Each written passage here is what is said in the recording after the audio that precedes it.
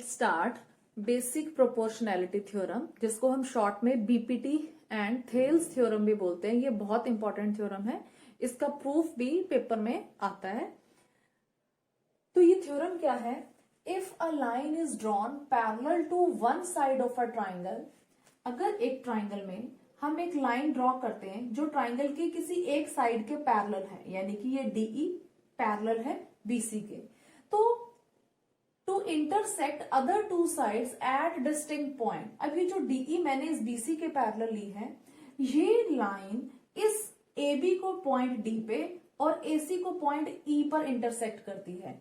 हमें प्रूव करना है the other two sides are divided in same ratio. ये लाइन डीई इस एबी को और एसी को सेम रेशो में डिवाइड करेगी, यानी कि एडी अपॉन डीबी की रेशो एई अपॉन ईसी की रेशो के इक्वल होगी। तो सबसे पहले गिवन क्या है? ट्राइंगल एबीसी, जिसमें ये डीई पैरेलल बीसी है, हमें गिवन है। हमें प्रूव क्या करना है? ये डीई इस एबी और एसी को सेम रेशो में डिवाइड कर रही है, यानी कि एडी अपॉन डीबी इक्वल होना चाहिए एई अपॉन ईसी के। हाँ, इसे प्रूव करने के लिए हम कंस्ट्रक्शन लेंगे। सबसे पहले ये डी से हम एक परपेंडिकुलर ड्रॉ करेंगे डीएम इस पूरी साइड एसी के ऊपर। फिर इसी तरह ई से हम परपेंडिकुलर ड्रॉ करेंगे ई एन इस साइड ए बी पर। उसके बाद हम ये बीई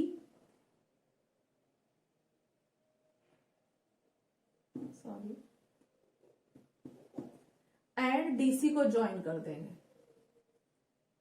ये कर दिया हमने, ये हमने कंस्ट्रक्शन ले ली। अब प्रूफ करेंगे। सबसे पहले हम यहाँ ये जो एडीई ट्राइंगल है, एडीई, इस ट्राइंगल का एरिया फाइंड आउट करेंगे। Area of triangle ADE. अब ट्राइंगल के एरिया का फॉर्मूला 1/2 बेस इंटू हाइट होता है। अब इस एडीई ट्राइंगल में टू हाइट्स हैं, एक ये ईएन, हाइट का मतलब परपेंडिकुलर, एक ईएन भी परपेंडिकुलर है और एक डीएम भी परपेंडिकुलर है। तो दोनों परपेंडिकुलर के अकॉर्डिंगली हम इसका एरिया फाइंड आउट करेंगे। सबसे पहले जब ये डीएम परपेंडिकुलर है तो बेस क्या है? एई, तो 1/2 बेस एई इंटू हाइट डीएम। अब दोबारा से इसी का एरिया फाइंड आउट करेंगे, area of triangle ADE again find out करेंगे। अब हम हाइट ले रहे हैं ईएन, तो जब ये ईएन हाइट है तो बेस क्या है? ये एडी, तो 1/2 base AD into height EN, ये ले लिया हमने। अब हमारे पास नीचे भी दो ट्राइंगल हैं इस डीई बेस के ऊपर। ये जो डीई बेस है इस पर एक डीबीई और एक डीसीई, ये दो ट्राइंगल हैं। हम उसका भी एरिया फाइंड आउट करेंगे। Area of triangle BDE and then area of triangle CDE, 1/2 base into height. इस ट्राइंगल में ये बेस, इस ट्राइंगल के लिए हाइट कौन है? अब ये जो ईएन परपेंडिकुलर है वो पूरे इस एबी पे परपेंडिकुलर है, तो इसका मतलब ये ईएन परपेंडिकुलर एडी पे भी है और डीबी पे भी है। तो इस वाले ट्राइंगल में, ये बीडीई ट्राइंगल में बेस हो जाएगा बीडी और हाइट हो जाएगी EN, 1/2 base BD into height EN. इसी तरह अब इस वाली सीडीई ट्राइंगल में बेस हो जाएगा ये सीई और सीई पे हाइट कौन सी आ रही है? DM, 1/2 CE into DM.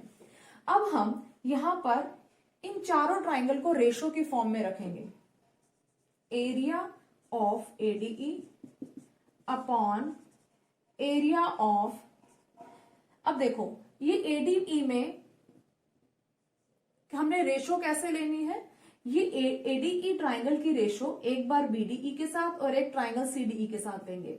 ADE में इस यहां पर हाइट डीएम है और ये सीडीई में भी हाइट डीएम है, तो सेम हाइट वाली ट्राइंगल्स की रेशो लेंगे, एडीई अपॉन सीडीई। एडीई किसके इक्वल थी? 1/2 एई इंटू डीएम, ये हमने लिख दिया, अपॉन ये सीडीई का एरिया किसके इक्वल था? Half into CE into DM. DM to DM cancel, half to half cancel, तो ये रेशो आ गई एई अपॉन ये एई अपॉन सीई या ईसी, कुछ भी लिख दीजिए, ईसी गई। इसको हमने इक्वेशन 1 दे दिया। अब हम दोबारा से ये वाला एरिया ऑफ एडीई इसकी रेशो लेंगे इसके साथ, एरिया ऑफ बीडीई के साथ, क्योंकि इन दोनों में परपेंडिकुलर सेम है, यहां भी परपेंडिकुलर EN है और यहां भी परपेंडिकुलर EN है। 1/2 BD into EN upon 1/2 DB into EN, ये दोनों हमने वैल्यू पुट कर दी। 1/2, यहाँ AD है, सॉरी, हाँ जी। अब यहाँ half to half cancel, EN to EN cancel, तो ये रेशो हमारे पास इक्वल आ गई। Now area of ADE upon area of BDE, ये रेशो इक्वल आ गई AD अपॉन DB के। अब इन दोनों रेशो को देखिए, इसका numerator area of ADE, area of AD, जो कि दोनों इक्वल है। अब ये जो नीचे है area of CDE and area of BDE, ये भी इक्वल है। एरिया ऑफ CDE इक्वल होगा एरिया ऑफ BDE के। ये दोनों का एरिया क्यों इक्वल है? हमने 9th में एक थ्योरम पढ़ी थी, triangles on the same base and between same parallel lines are equal in area. अब ये दोनों ट्राइंगल CDE एंड BDE, ये देखिए BDE ये ट्राइंगल और CDE ये ट्राइंगल, दोनों सेम बेस DE पे है और same parallel line DE and EC के BC के बीच में है, तो इसलिए दोनों का एरिया सेम हो गया। यहां हमको रीजन भी देना है, they are on same base and between same parallels.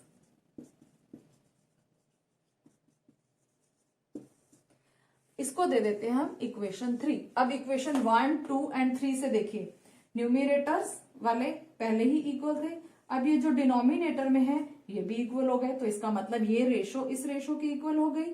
अब ये रेशो AE अपॉन EC की इक्वल है और ये रेशो AD अपॉन DB के इक्वल है। तो from equation 1, 2 and 3, AD upon DB equal AE upon EC आ जाएगा, हेंस प्रूव्ड।